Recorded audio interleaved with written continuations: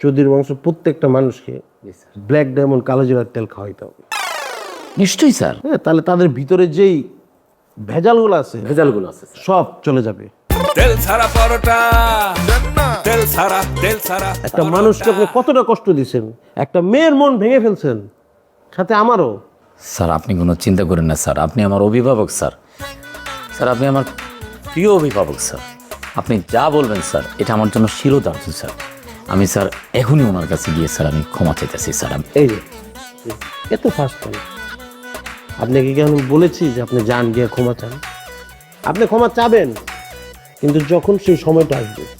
Sir আমি কেমনে বুঝবো যে কখন সেই সময়টা আসে? আপনার বোঝার লাগবে না, সেই সময় আপনাকে বুঝে নেবে। আপনি খালি গিয়ে ক্ষমাটা চাবেন সুন্দর করে। জি স্যার। দ্বিতীয় যে ফলটা আপনার, সেটা তো আমি বলিনি। এই যে আপনি আমাদের এনটি পার্টির তরফ থেকে আসছেন, মানে সিরাজুল ইসলাম চৌধুরী, সেই বংশ থেকে আপনি আমাদের এখানে আসছেন, এটা খুবই অপরাধ।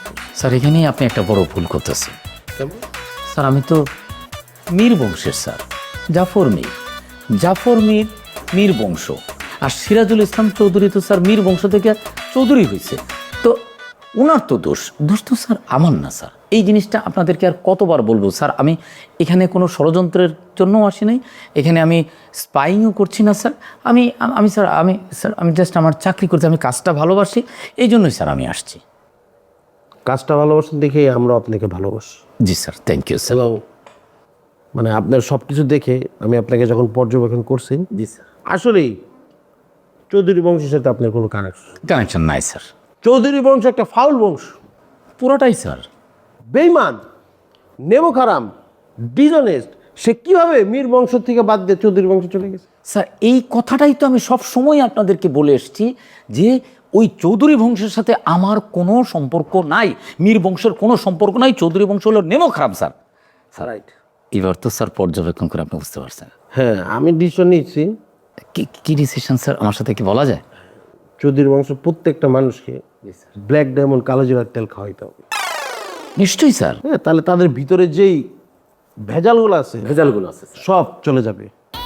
আর যে প্ল্যানিংয়ের কথাটা আমি আপনাকে বললাম, বিজ্ঞাপন, এর আগে যে বিজ্ঞাপনটা করলেন এটা তো সম্পূর্ণ আপনি একা করেছেন। জি স্যার। এবার আপনি একা করবেন না। নুসরাত ম্যাডামও থাকবে স্যার। সরি, পুরা বাংলাদেশ 18 কোটি মানুষ হলে 18 কোটি মানুষ আপনার থাকবে। আপনি জাস্ট কালো জিরার তেলটা নেবেন। জি স্যার। বলবেন হাতে কি, সবাই বলবে কালো জিরার তেল, ব্ল্যাক ডায়মন্ড কালো জিরার তেল। যখন আপনি চুমুকটা দিবেন তখন আপনি সবাইকে প্রশ্ন করবেন কি 18 কোটি মানুষ, গরিব বলেন, বড়লোক বলেন, রিক্সাওয়ালা বলেন, ভিক্ষুক বলেন, মানে নিম্ন থেকে উচ্চ পর্যন্ত যত বংশীয় মানুষ আছে সবাই আপনার সাথে সাথে বলবে। আপনি যখন বলবেন কি, তখন সবাই বলবে চুমুকি দেশ। স্যার অসাধারণ স্যার। আমার একটা, আপনি অ্যালাউ করলে আমি একটা কথা বলতে চাই স্যার। স্যার এইবার বিজ্ঞাপনটা স্যার আমার সাথে আপনিও থাকেন স্যার। না স্যার, আপনি মেকআপ টেকআপ করলে আপনাকে তো কালো দেখা যাবে না। ওইটা বিষয় না, ধরেন এটা তো আমার প্রোডাক্ট। জি স্যার। আমি যদি করি এটা কেমন হলো, আমার নিজেরটা নিজে করতেছি।